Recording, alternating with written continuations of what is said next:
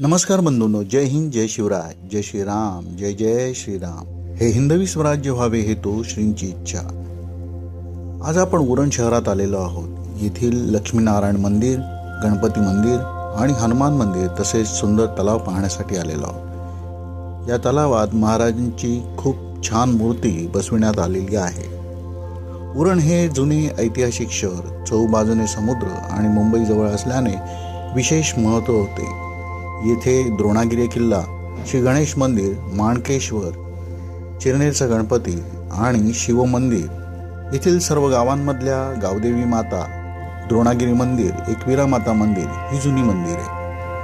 येथील चौकामध्ये श्री गणेश मंदिर, हनुमान मंदिर, शनी मंदिर आहे. येथील करंजा आणि मोरा जेटी ही ठिकाणे बघण्यायोग्य आहेत. माणकेश्वर आणि ONGC या भागातील समुद्रकिनारे उरणच्या सौंदर्यात अधिकच भर टाकतात. या भागातील गावामधील भातशेती, पाणवठे, तलाव अगदी पाहण्याजोगी आहेत. या पाणवठ्यांवर येणारे विविध पक्षी आपल्याला पाहता येतील.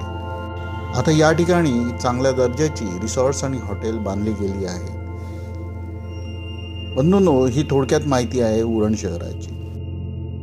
आपण ही मुंबईपासून जवळच असलेल्या या पर्यटन स्थळाला अवश्य भेट द्या.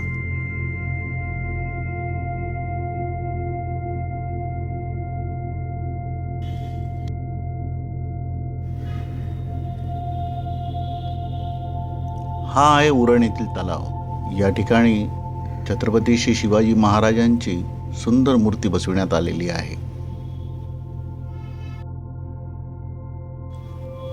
या तलावामध्ये बरेच मासे सोडण्यात आलेले आहेत.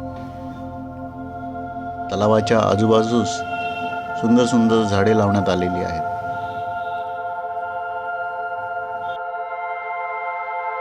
इथपासून केवळ 3 ते 4 किलोमीटर अंतरावरती समुद्र किनारा आहे.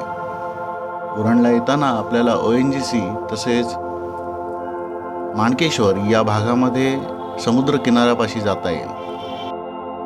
तसेच या स्थानापासून करंजा जेटी, त्याचप्रमाणे मोरा जेटी ही स्थानं देखील जवळच आहेत. इथून एकविरा मंदिर, माणकेश्वर मंदिर, गणपती बाप्पा मंदिर हे देखील या स्थानापासून काही अंतरावरच आहेत. इथपासून केवळ 3 ते 4 किलोमीटर अंतरावरती द्रोणागिरी माता मंदिर आहे. बंधूंनो, ही सगळी स्थाने आपल्याला एका दिवसात पाहता येतील अशी आहेत. येथील बऱ्याच मंदिरांना ऐतिहासिक वारसा लाभलेला आहे. येथील माणकेश्वर मंदिर हे पुरातन आहे, परंतु सध्या ते जीर्णोद्धारित करण्यात आलेले आहे. त्यामुळे त्याचं नवीन रूप आपल्या समोर आहे. हे आहे एकविरा माता मंदिर. हे एका डोंगराच्या कुशीमध्ये एका गुहेमध्ये आहे.